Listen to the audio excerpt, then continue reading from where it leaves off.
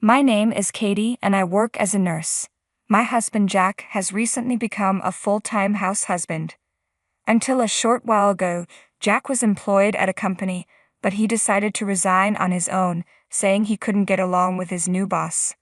When he told me, I was upset that he made such a big decision without consulting me first. However, I tried to look on the bright side, thinking it was probably for the best that he left before the situation affected his mental health.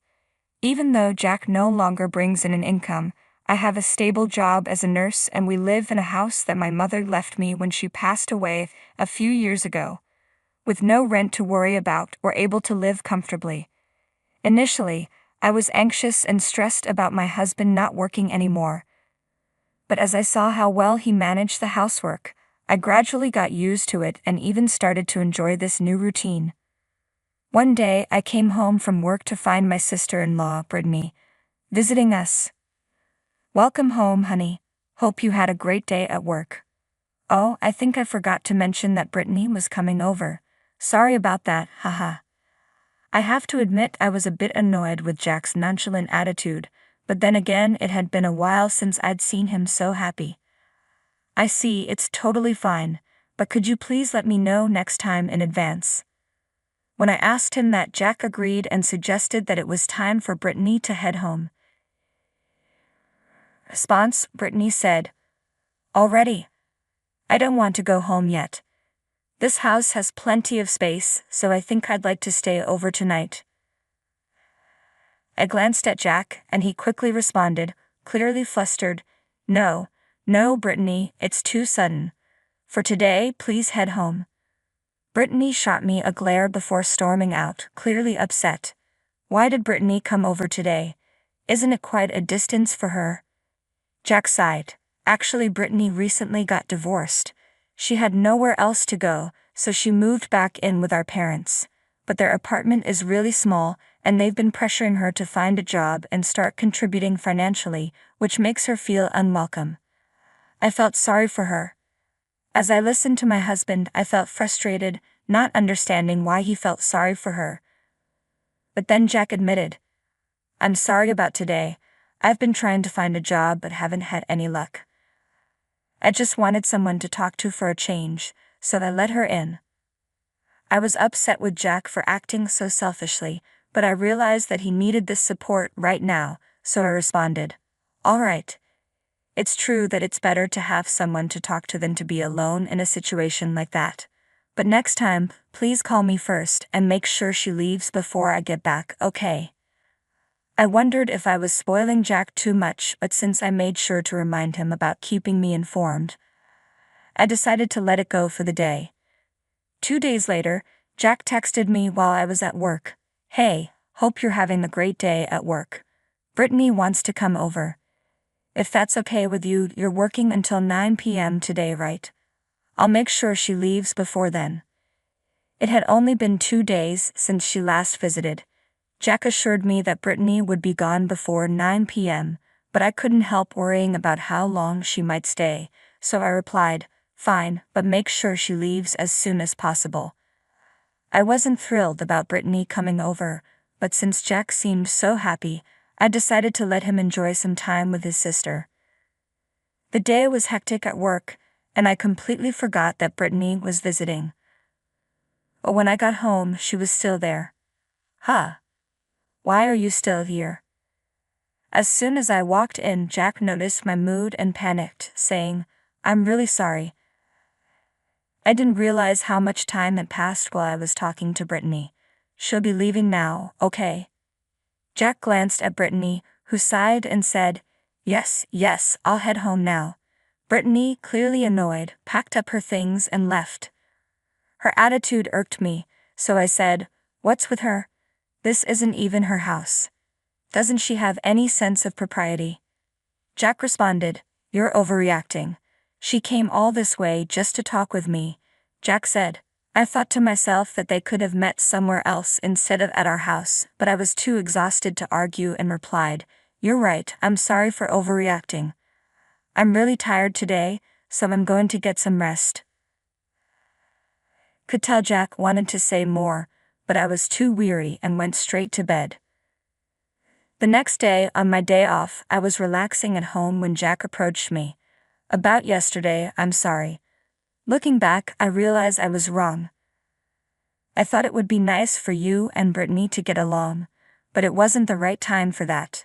Since I hadn't had much time to talk with Jack lately and realized how important it was for him that I get along with Brittany, I said, "Oh, I see. I've been so busy lately that I haven't made time for us. I'm sorry for saying too much yesterday." Jack was relieved that we were sorting things out and responded, "That's okay. To make it up to you, I'm going to cook your favorite dish tonight, meatball pasta." With that, he started cooking, but then his phone rang. Who was calling? When I asked, Jack replied, "Oh, it was Brittany. I'm not sure why she's calling." I had a nagging feeling that it might be something troubling, so I said, "It might be urgent." Jack glanced at me before answering the call. I couldn't hear Brittany's end of the conversation. Call ended quickly. "So what did Brittany want?" I asked. Jack said, "She said she has something to tell me, so she's coming over here now," Jack explained. I was frustrated that I had to see her on my day off, but since she was already on her way, I kept my feelings to myself. "I'll make some of Brittany's favorite pasta too," Jack said cheerfully, starting to cook. He didn't notice my irritation, and I couldn't understand why he didn't just tell her not to come over. I decided this was my chance to speak with her directly. 10 minutes later, the doorbell rang. Given how far Brittany was staying, I hadn't expected her to arrive so quickly, but there she was at the door. She had a large suitcase with her, which made me uneasy, but I let her in. With Jack still busy preparing lunch, I approached Brittany and asked, "What happened?" I asked. Brittany, with tears in her eyes, replied, "Actually, I got kicked out by my parents. They said I have no right to stay at their house because I wasn't working. Can you believe how terrible they are?" As my fears were confirmed, Jack chimed in, "That's awful. Families should support each other. They're really terrible for doing that." Jack's reaction irritated me, but since it wasn't my place to intervene, I kept quiet and listened as Brittany continued, "I have nowhere else to go, so I was hoping you could let me stay here." Absolutely didn't want Brittany staying with us and was about to refuse, but before I could say anything, Jack jumped in. "Well, if that's the case, then you'll just have to stay with us. Luckily, we have a spare room, so you can stay starting today." I shot Jack a frustrated look, and he responded, "What's with the glare? Brittany needs help." Unable to hold back any longer, I said, "What are you talking about? Don't make decisions like this on your own. Jack, you're not working and Brittany isn't either. I can't support both of you on my salary alone." Just then, something hit me on the head. I was stunned and confused, but Brittany yelled, "Jack, don't throw an egg at her." Brittany was laughing hysterically, and when I touched my hair, I felt the eggshells. "It's your fault, Mary. You need to be nicer to Brittany. If you keep this attitude up, we'll get divorced. And if we do, you know you'll have to leave this house, right?" Jack looked at me with a triumphant smirk, while Brittany watched with a satisfied expression. Seeing me silent, they took it as a sign that I was convinced and asked, "Mary, are you ready to apologize? If so, go take a shower, and then we can eat the meatball pasta I've made and discuss how the three of us will live together." Jack cheerfully went back to preparing lunch, and Brittany snickered at me before settling on the couch to watch TV. I had plenty to say to both of them, but for the moment I just grabbed Brittany's luggage and threw it off the balcony. They were stunned by my sudden action, exclaiming, "What are you doing? Are you out of your mind?" Jack panicked and told me to retrieve the luggage, but I responded, "What? Why should I? This is my house and I won't let you make any more decisions here." Jack countered, "What are you talking about? This is our house as husband and wife, so it's my house too, and I'm allowing my sister to stay here." I just scoffed and laughed, prompting Jack to ask, "What? What's so funny? Don't you realize that I'm the owner of this house? It was given to me by my mother, so you have no claim to it. Jack and Brittany looked taken aback and said, Really? Oh no, that's not right. We didn't know you were the owner. Even so, since we're still married, it doesn't really matter, does it? They began mumbling among themselves, so I said, This house is mine. If you want to live with your sister so badly, why don't you rent a place for both of you? And why should I be responsible for supporting people who aren't working at all? Jack, you worked hard up until you quit, so I didn't say much about it. But now you're not doing any housework either. Honestly, I'd rather live alone. When I expressed my feelings, Jack responded, Oh, is that what you've been thinking? Well, I don't want a wife who won't support my family or even say thank you for taking care of the house. As Jack spoke, he pulled out the divorce papers. I couldn't help but notice how perfectly timed they seemed, and Brittany's broad grin made it clear that she had orchestrated this. I've already signed my part, Jack said. All you need to do is sign yours. I'll give you some time to think it over. Just let me know if you decide to apologize, okay? With that, they both left. I quickly took a shower, completed the divorce papers, and went to submit them. I realized that Jack probably intended to scare and threaten me with the papers. Even though it was Brittany's idea, Jack followed through, and I didn't want to stay with someone who would treat his wife like this. A few days later, Jack called and said, Are you ready to apologize? I don't have time for this. Shouldn't you have reached out to me sooner?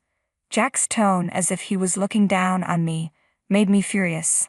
I responded, Why are you calling me all of a sudden? Why should I contact you, someone who feels like a stranger to me now?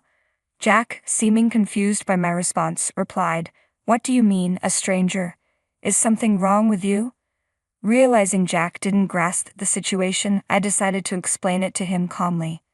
I've submitted the divorce papers and it's finalized. We're strangers now. By the way, I've already sold the house, so even if you wanted to reconcile, there's no point. I also quit my job and am starting fresh elsewhere. And I've sent all your belongings to your parents. Though I'm a bit concerned since their place is small. Will everything even fit? Jack seemed bewildered, and I could hear him arguing with someone on the other end of the line. Anyway, you were the one who suggested the divorce.